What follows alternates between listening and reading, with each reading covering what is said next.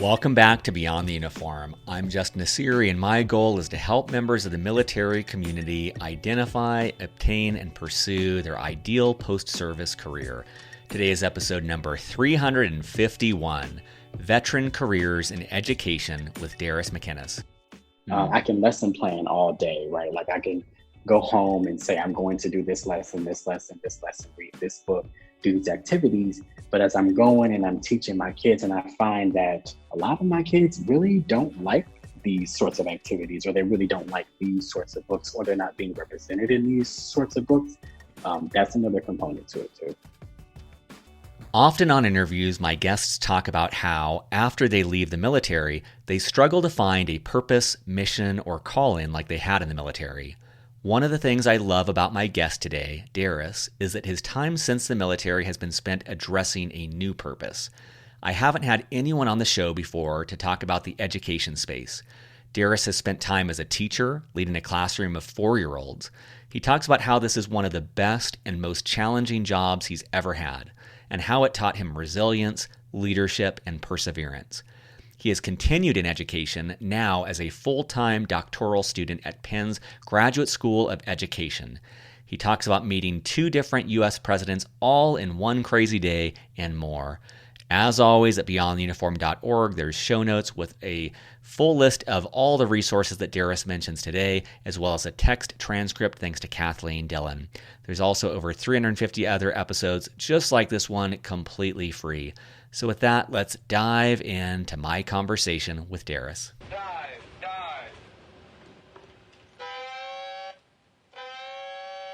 Joining me today in Philadelphia, Pennsylvania, my guest is Daris McInnis. Daris, welcome to Beyond the Uniform. Thank you for having me, Justin. I appreciate it. So excited to have Daris on the show. I think that we're going to cover a lot of ground that we haven't covered on Beyond the Uniform before. And with 350 of these episodes, that's a rarity. To give you a sense of where we're going, Daris is a full-time doctoral student at Penn's Graduate School of Education. He's also a summer learning curriculum specialist at the Free Library of Philadelphia. Prior to all of this, he served as an early childhood teacher in Washington, D.C. He also served as an education pioneer in New Orleans, and he has spent 5 years on active duty as an Ordnance Logistics Officer in the United States Army. And so, Daris, maybe to start things off, anything not mentioned in the bio that you want to make sure listeners know about you?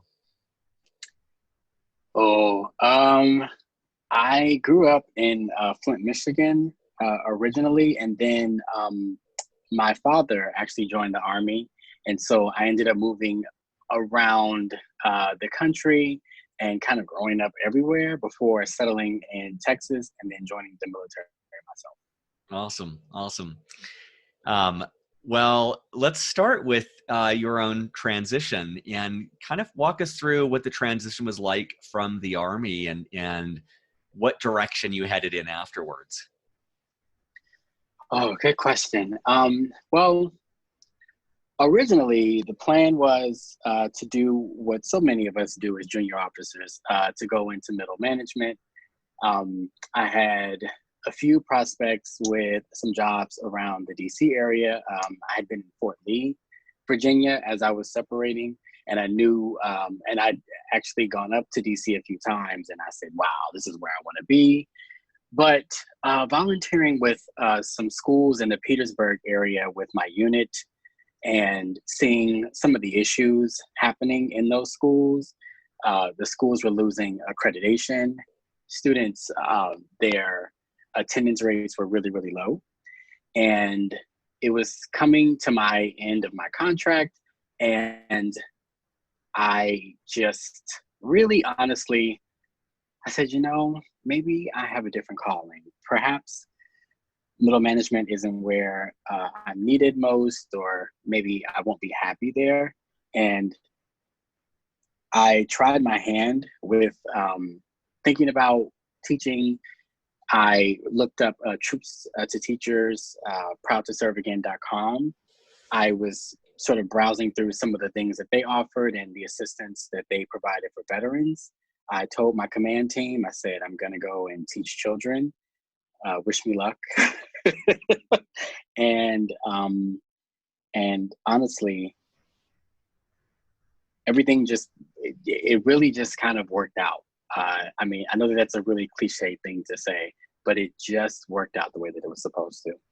Was that difficult? I'm just imagine going into like my commanding officer and telling them I'm not going into the more tried and true path of middle management and instead going into childhood education, which you're honestly one of the first veterans I can think of who took that path. Was that a difficult conversation to have? It really, I wouldn't say it was difficult in the outcome, but definitely going to my commander, it was a little challenging for me. Fort Lee's very close to Richmond, and there was a really big uh, wave of us junior officers who left from the units, and went to work for Honeywell. And when I told him that I wanted to get out, and I wanted to transition, he assumed that that's where I was going to go. And when I told him, I said, well, actually, I think I want to go into education. I didn't know that it would be teaching, but I knew that I wanted to work in education. And from that point, he sat me down and talked with me about how I would make significantly less money, how so many people leave the teaching profession, and also whether or not I had the skills to actually do it. But my commander was very supportive of me. He encouraged me to read as much as I could on teaching, on education in general. And from there, that's when I found the Ed Pioneers program. And was he right? I mean, I'm just curious, like because the perception is right, like battle hardened warrior going into a classroom, there might not be nurturing, they might not be warm. I'm just kind of curious for people who might hold the same beliefs, what you would say to them. Oh, I do think that I think that he was right. I think with us transitioning into any field, anything that anyone does outside of the military is just so different. Yep. But I do believe that it was a steep learning curve for me. I found Ed Pioneers first prior to going to teaching. And I think that really, that was an easier transition going from the Army to Ed Pioneers. That was easier for me. Uh, a year after that, going into teaching, it was really difficult. I do think that veterans, we get a very bad rap for not being people who are nurturing. I think that we also get a bad rap for people who are not empathetic and understanding. So I do think that teaching absolutely requires those things of us.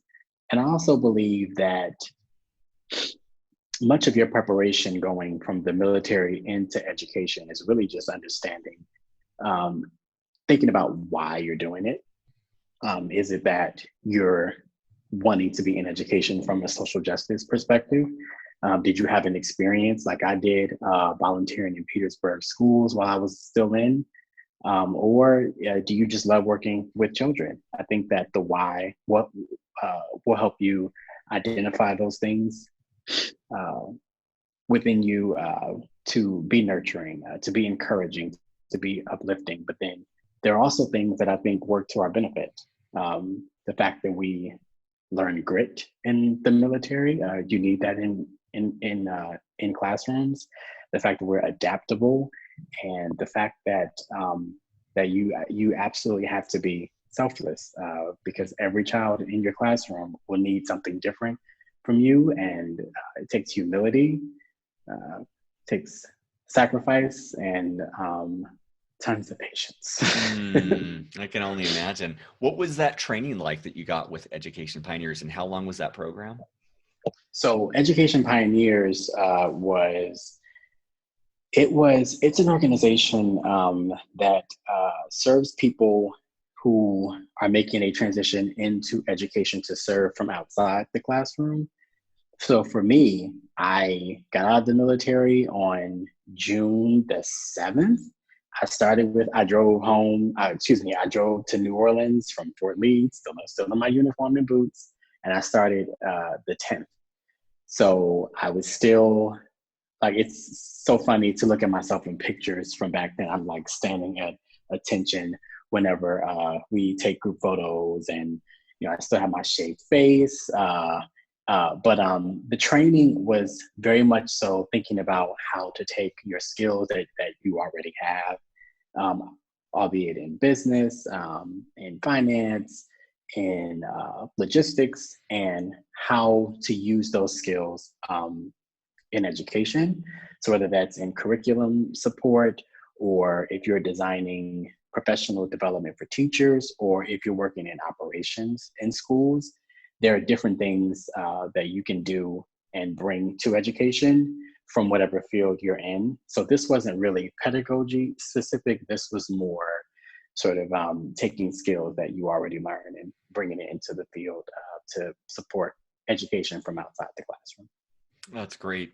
And then from there, what age group were you teaching, and what was that experience like? Well, it kind of a funny story. So I worked at Paul Haben's charter school, which is under the Crescent City School network in New Orleans. And when Paul Haben's was a school that was a part of the Orleans Parish School Board prior to me getting there. And Crescent City Schools was sort of doing this takeover of the school. And so this entailed doing some design around the school, painting the building, restructuring everything around it. And so one of the things that I did was some of the parents came in and they read books. Excuse me, they registered their kids with the school and spoke with adults. One of the things that I got to do was I got to read stories with the kids, like while they were waiting for their parents to get done. And one of the staff members, she asked me, she said, have you ever thought about doing this? Have you ever thought about teaching? I was like, no, I couldn't do this. There's no way. I do want to work in education, but probably not in that capacity. But then I gave it some thought, and I knew that I wanted to go to DC. So from New Orleans, I went to DC. I remember watching a TED Talk with Aletta Margolis when I was overseas, still active duty. And she started in a program called the Inspired Teaching Program. And I didn't have a job. I just finished the fellowship with Ed Pioneers in New Orleans. So I drove from New Orleans back to the East Coast in DC, sort of just living on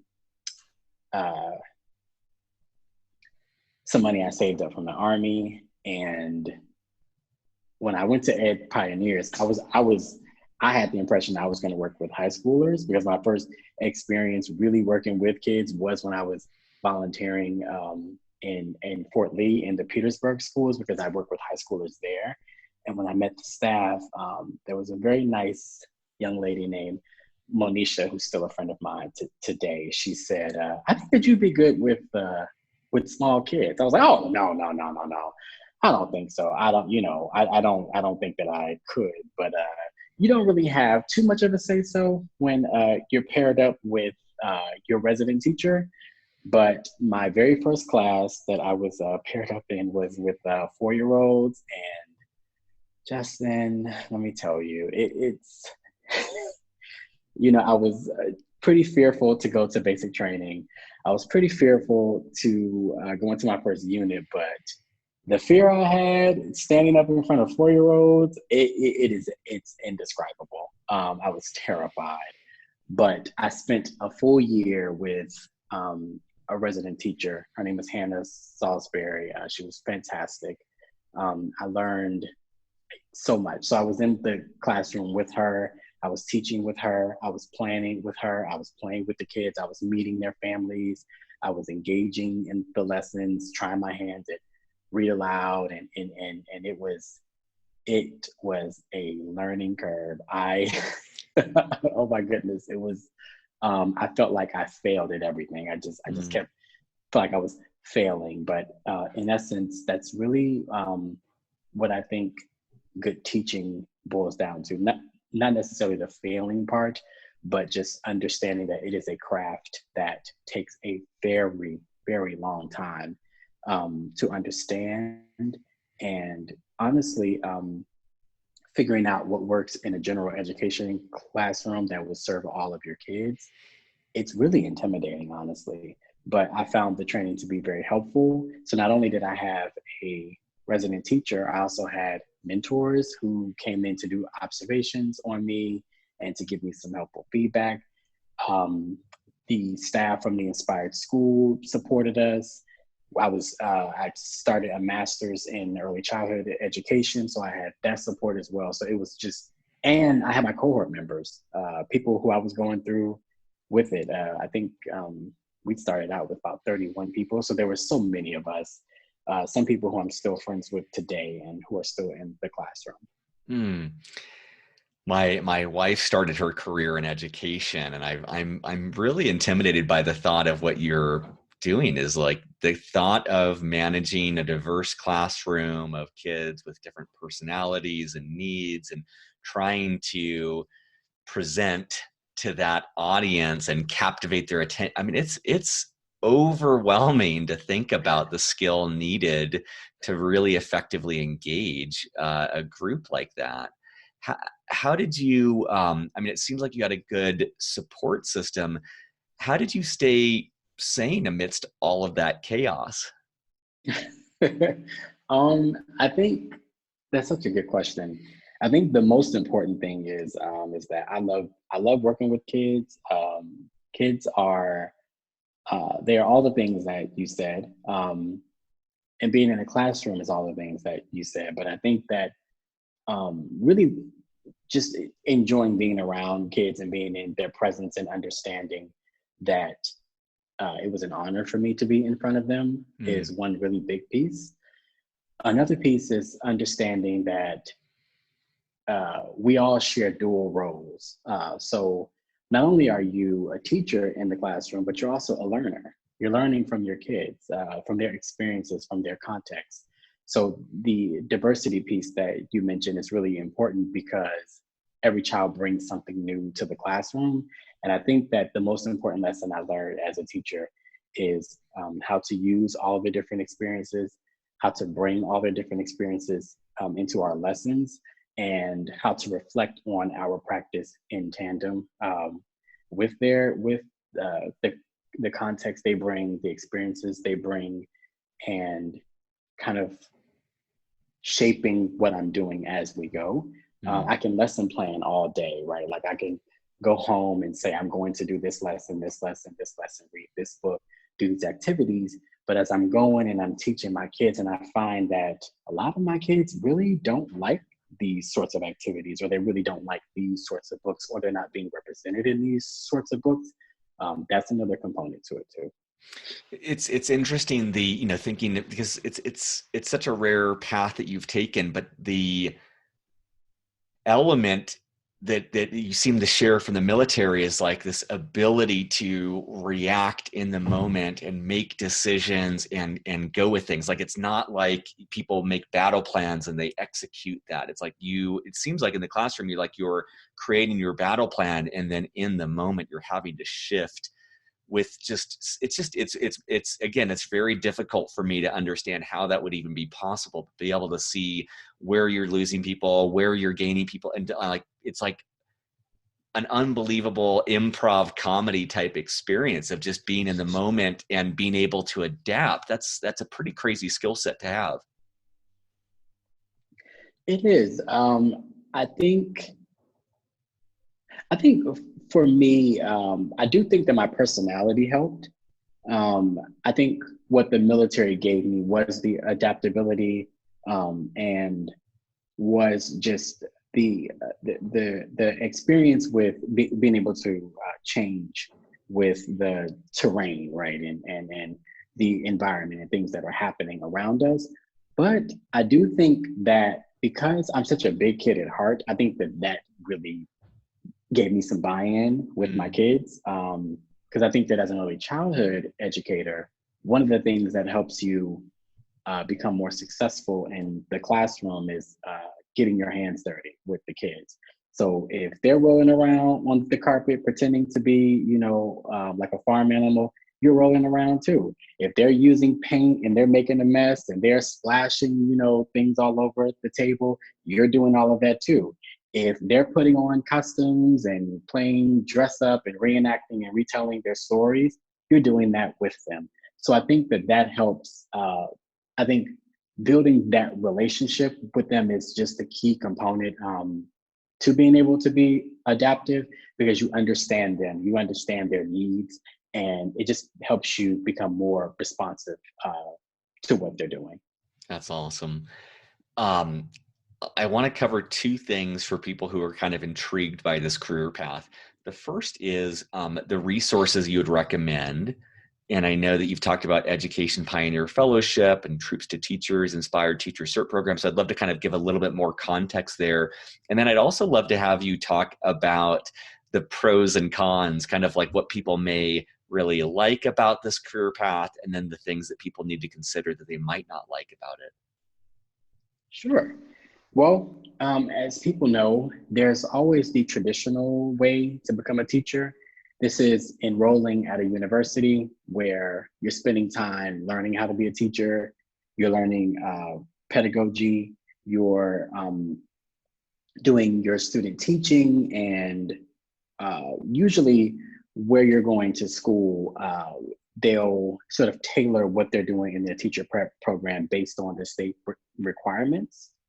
And as you know, the GI Bill can cover those costs for you in school. If you do have the Montgomery or the post 9/11, you can use that to supplement your income and to use that to go through the teacher training in the university. And then you have some alternative programs, particularly for people who already have a bachelor's degree, sort of like post-bac programs, one of which I think for my go-to, it was going to Troops to Teachers. That's proudtoserveagain.com.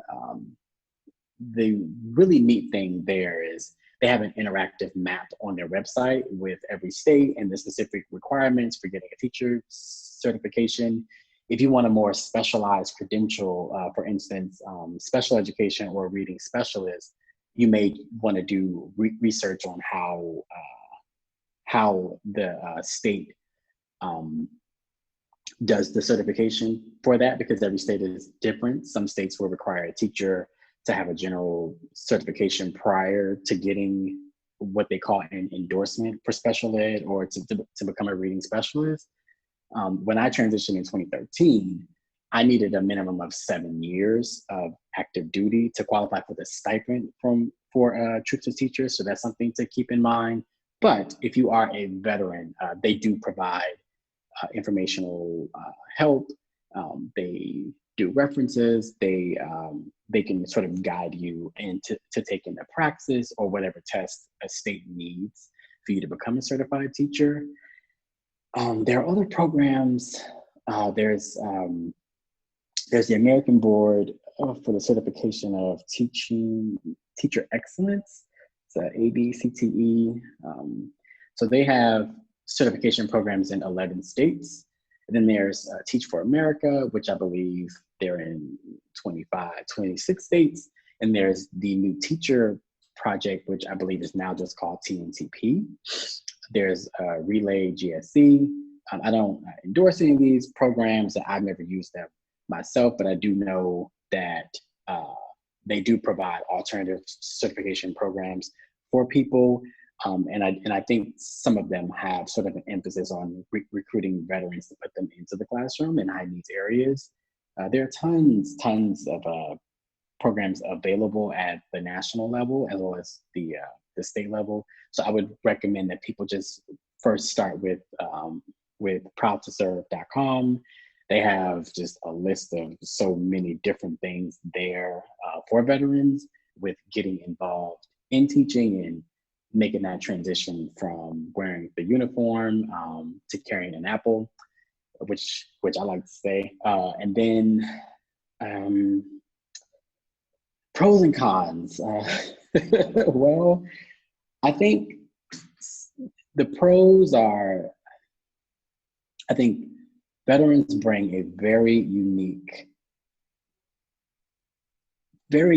set of skills into the classroom. I think that the pros of going through an alternative certification program like I did, one was the support network, just like I mentioned earlier.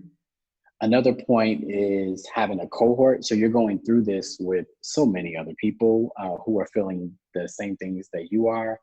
Perhaps not quite the same because they're not veterans. So there'll be some things that you'll experience that they won't, right? Because you're sort of coming back into the civilian world and integrating yourself with not going to work every day, sort of having that the military mentality, but you do have to kind of shape your thinking a little differently. And another pro is I think certification programs, I think they do a really good job of helping people from different backgrounds think about why it is they want to become a teacher and how to use these skills that they already have in the classroom. Some of the cons, that's a good question. I don't think there's enough research on how alternative certification programs can support veterans. I don't know if there are enough of us in the field to provide that data. So there were things that I know I needed personally from a certification program. For instance, just thinking about how to use my GI Bill in my schooling to get my master's in early childhood. That was a bit of a struggle. No one knew how that worked. They hadn't had veterans before, so that was a con. I think another con is I don't know that transition like protocol in the military prepares you to be a teacher. I don't know that it does that very effectively. I think that the DODEA, which is the Department of Defense Education Activity, which is what Truth to Teachers operates under, I think that they've had some recent efforts in trying to help with transition people from the military into teaching. But when I was coming out of the military, that really wasn't available for me.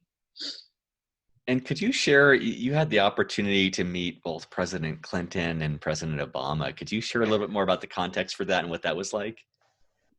Sure.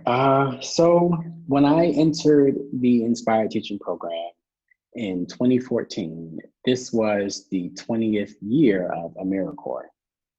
And as Inspired Teachers, we were sworn in as AmeriCorps members because the work that we were doing in DC satisfied the requirements for us to be AmeriCorps members.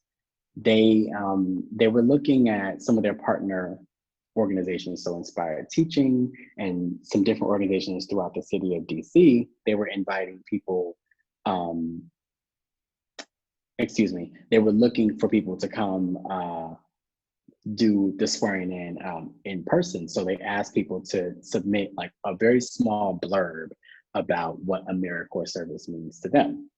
So I wrote probably a sentence or two about the uncertainties I had with transitioning from being a soldier to now a teacher. I got an email from a White House staff member.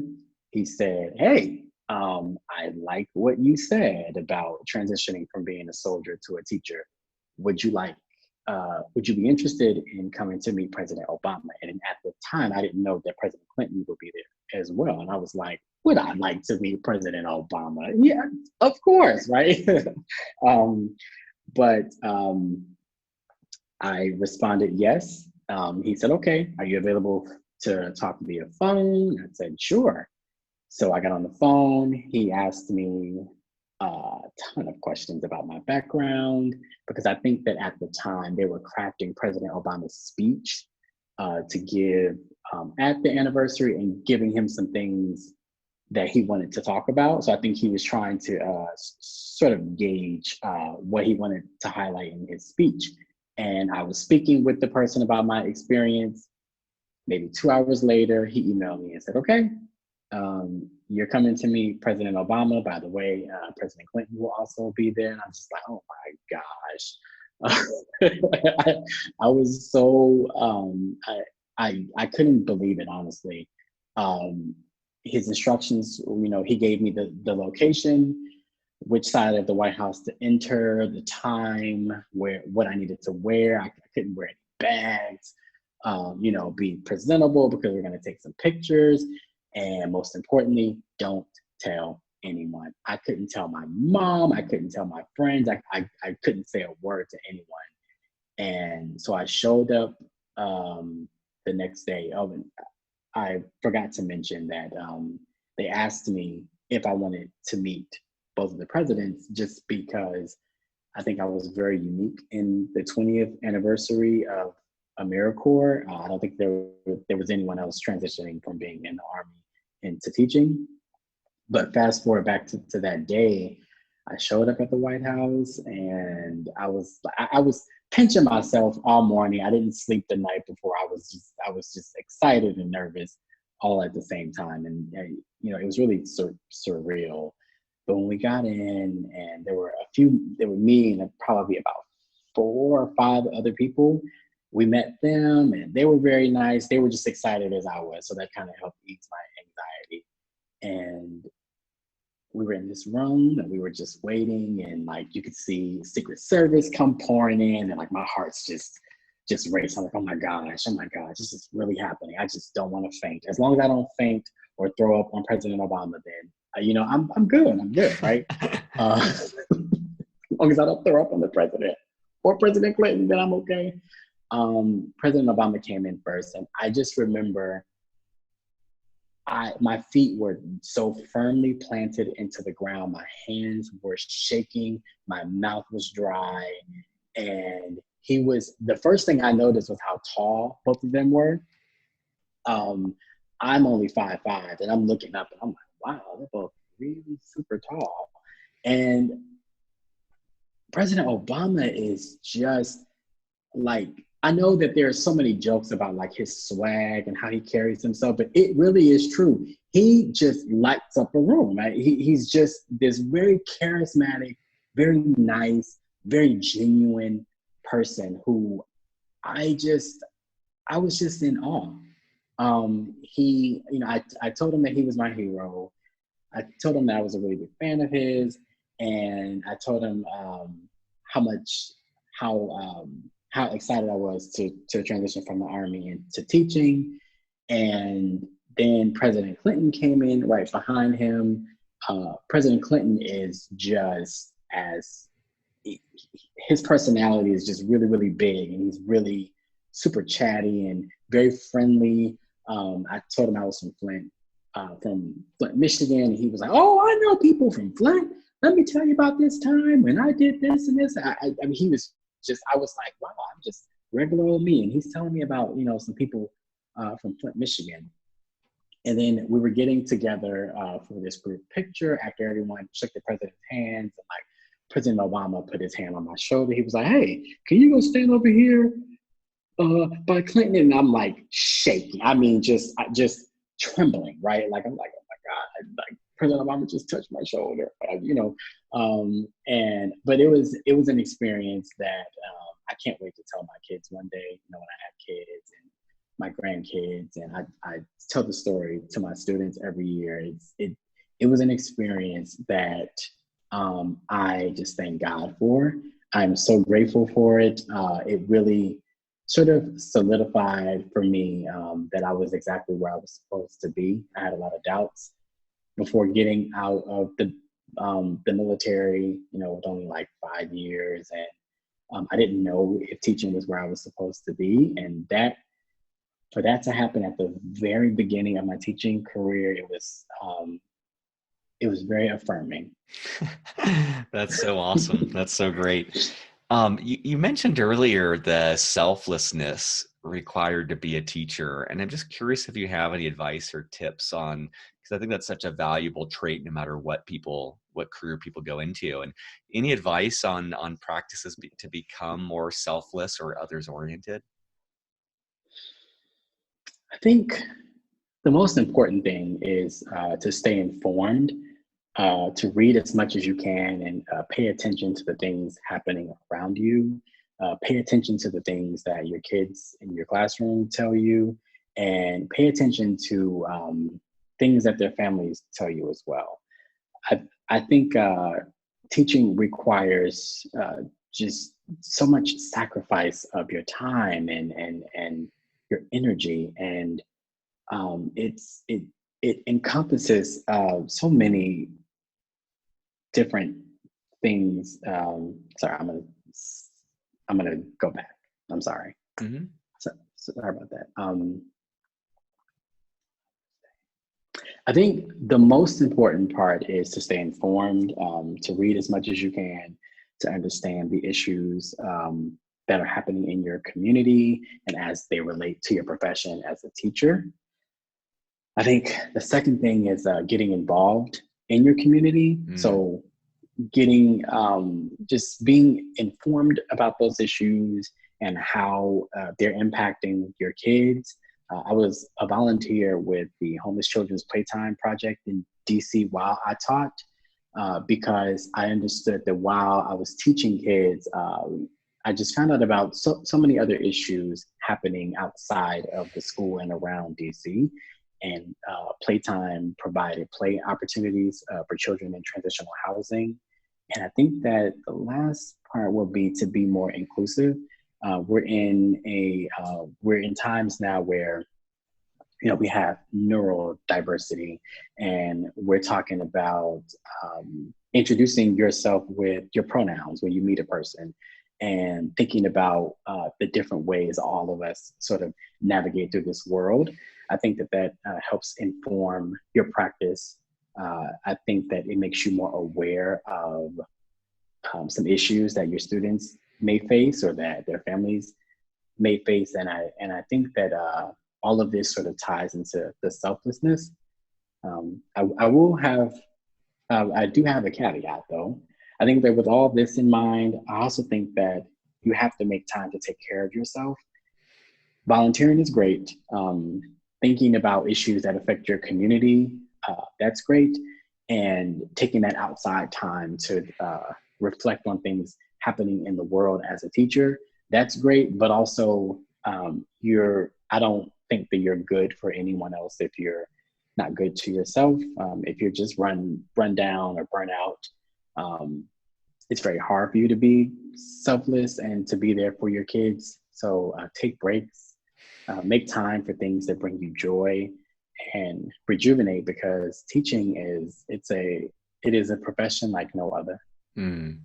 I love the empathy of that, of just kind of like really understanding where people are coming from and what their backgrounds are, and the ways in which you were involved in the community to get that knowledge. And I love the counterbalance that too, of like taking care of yourself and not being so into being selfless that you don't take care of yourself, because then you're not going to be good to anyone. I think that's a great answer. I'd love for you to give some info to listeners about what you're up to now, like what led to that transition, and what you want them to know about where you're spending your time and energy. Sure. Being in the classroom is the best job that I've ever had to date.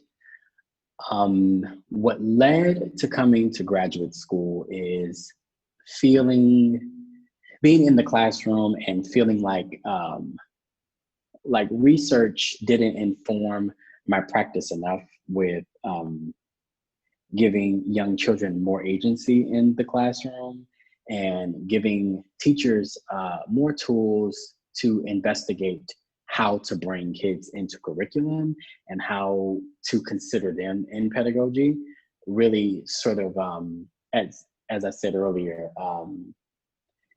thinking about the ways in which kids come into the classroom with their own context and their own ideas, how to bring that into the practice.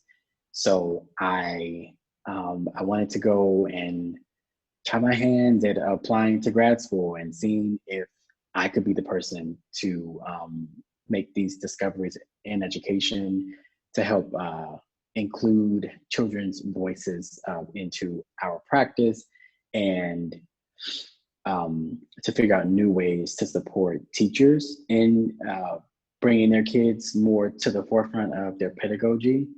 And so coming to Penn GSE, one, I have no regrets. I do miss my kids very, very much, and I'm still in contact with their families. And I still try to go to birthday parties and things like that. But being a Penn GSE now, so one thing that I'm doing is I'm also working at the free library as a summer learning curriculum specialist, because I was really interested in children and how they learn outside of school, particularly during the summertime when school's not in. What are they doing outside of school, and how are they learning, and what's happening with all of that? I don't know if you're familiar with the concept of the summer slide, but that's the learning loss that happens from the time the kids end a school year to the time they begin a new school year. So I'm just really interested in studying sort of that concept, and how children's literacies can be affected, or how they inform that concept. So that's where my research is headed now. And being at Penn GSE is great. I think I'm a person who just enjoys being in cohorts. So I was in a cohort in their pioneers. I was in a cohort in inspired teaching, and now I'm in a cohort at Penn GSE. And I love the people who I'm working with, and the people in different departments and in different areas around the school. And it's really challenging a lot of the preconceived notions I had of what teaching was. And I have come to find out that there is tons of research on how to bring kids into the center, and how to have children-focused pedagogy.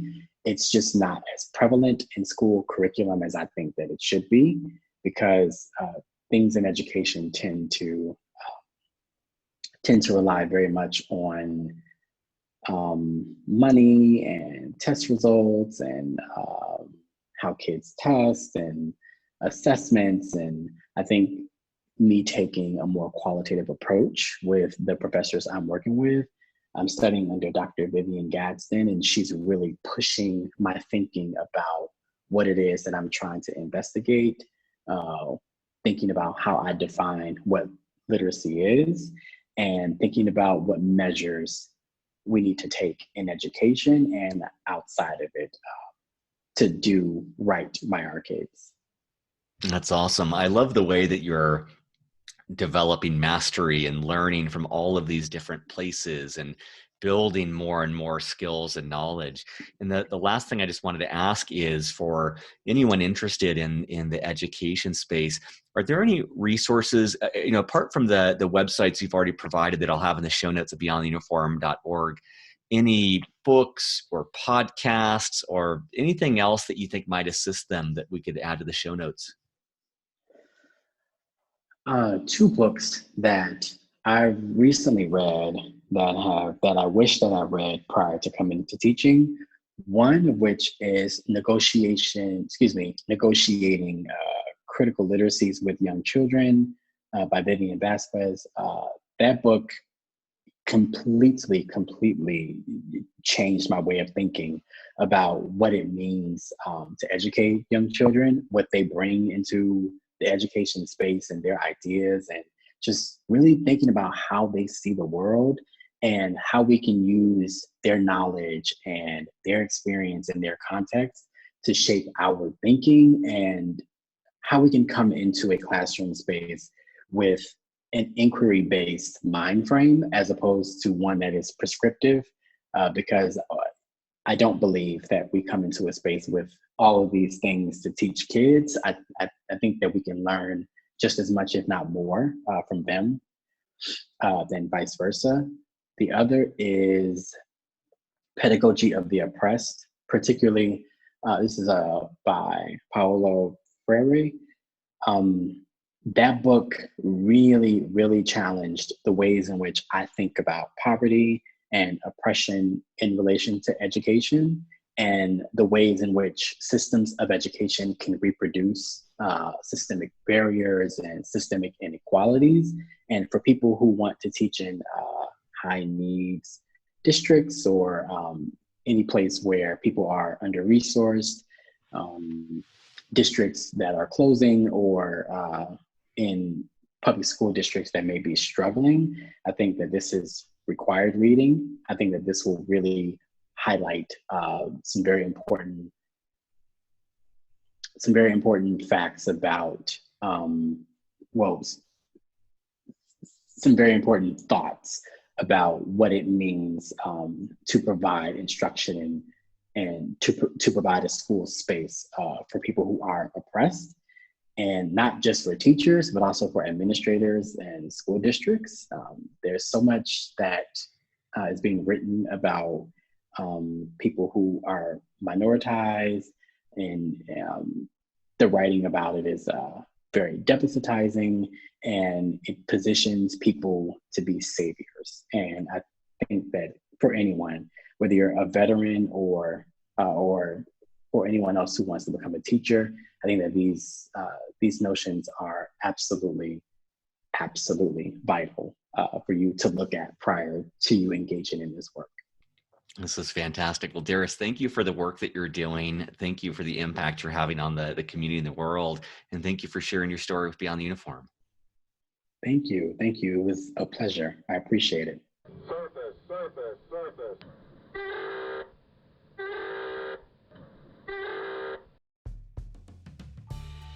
Beyond the Uniform is written and produced by me, Justin Nassiri, with help from our Chief of Staff, Steve Bain, and our editor, Kathleen Dillon. We are an all-volunteer organization and would greatly appreciate your help in any of the following ways. First, spread the word. Beyond the Uniform has over 330 podcast episodes and 15 on-demand webinars, all offered for free. Help us spread the word on social media, at military bases, or whatever gets this resource in front of more men and women who need it. Positive reviews on iTunes go a long way towards this as well. Second, sponsorship. Beyond the Uniform relies on sponsorship to keep us going. There is so much more we'd like to do, but we don't have nearly the resources to do so. If you know of a company that would like to advertise in any way with Beyond the Uniform, please send them to beyondtheuniform.org. Third, donations. If you're in a financial position to donate, you can find more information on the support section of beyondtheuniform.org. At our website, beyondtheuniform.org, you'll also find 330 plus episodes categorized by industry, functional role, and more. You'll find a link for live events, typically 4 per month. You'll also find both free and for purchase books that take a deeper dive on topics related to career growth. Thank you for your support as we aim to help members of the military and their families thrive in their post-military career and life.